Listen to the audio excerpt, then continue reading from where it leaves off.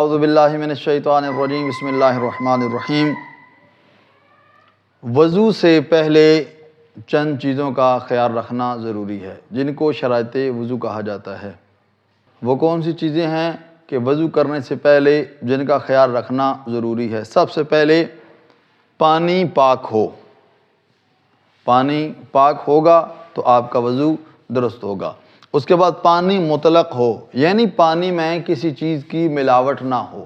مثلا پانی کے اندر اگر نمک ہے یا کوئی اور ایسی چیز ملی ہوئی ہے، مثلا چینی، جس کی وجہ سے اس کا رنگ بو ذائقہ تبدیل ہو گیا ہے، تو پھر بھی وضو درست نہیں ہوگا۔ وضو کا پانی مطلق ہو، یعنی اس میں کسی قسم کی ملاوٹ نہ ہو۔ تیسرا، پانی مباح ہو۔ مباح یعنی پانی چوری کا نہ ہو۔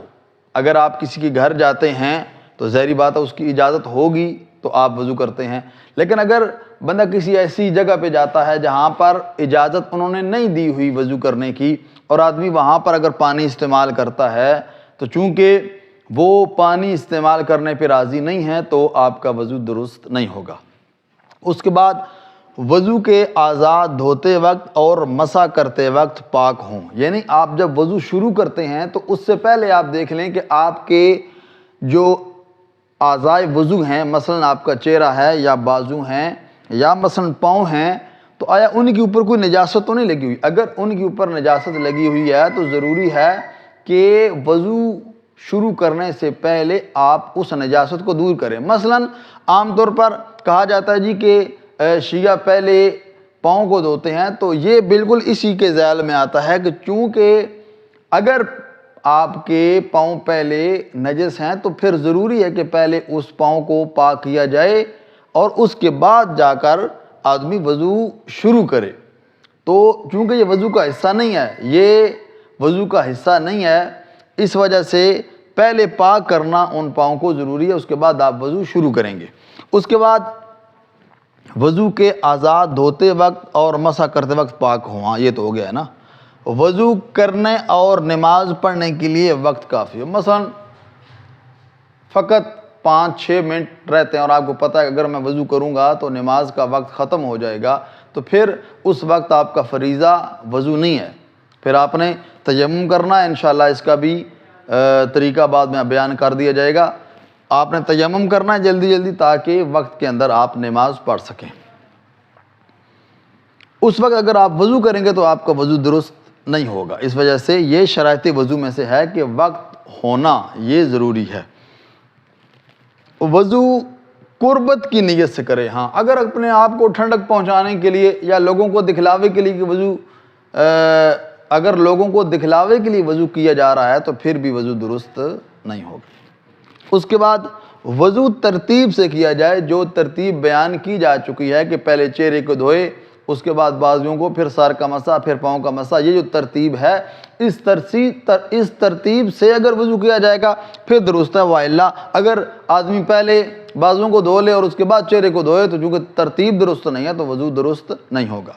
اس کے بعد وضو کے افعال پے در پے انجام دیے جائیں، یعنی کہ ان کے درمیان زیادہ فاصلہ نہ ہو۔ اگر ایک بندہ پہلے اس نے چہرے کو دھویا، اس کے آدھے گھنٹے کے بعد جا کر آدمی بازوؤں کو دھوئے گا تو چونکہ فاصلہ زیادہ ہو گیا ہے اس وجہ سے آپ کا وضو درست نہیں ہوگا۔ تو عام جو معمولی وقت لگتا ہے اس کے اندر آدمی کو وضو مکمل کرنا چاہیے۔ اس کے بعد انسان خود وضو کرے۔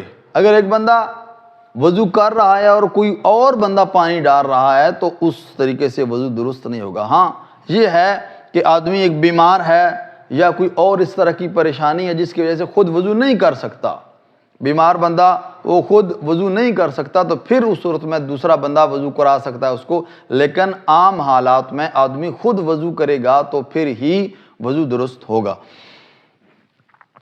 نمبر 10، پانی کے استعمال میں کوئی رکاوٹ نہ ہو۔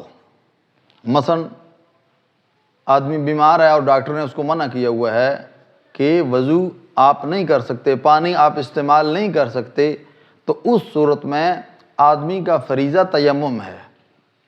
اگر آدمی چونکہ ڈاکٹر نے منع کیا ہوا ہے اس کے باوجود اگر آدمی پانی استعمال کرے گا تو چونکہ اس کا فریضہ ہی تیمم ہے، اس کا فریضہ وضو ہے ہی نہیں، تو اگر وہ وضو کرے گا تو اس کا وضو درست نہیں ہوگا۔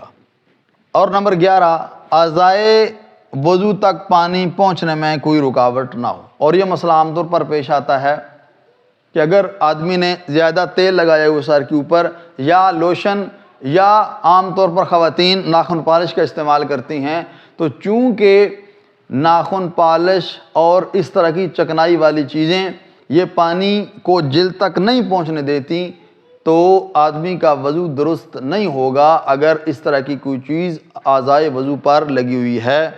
تو 11 نمبر یہ تھا کہ کوئی چیز رکاوٹ نہ ہو۔ والسلام علیکم ورحمۃ اللہ وبرکاتہ۔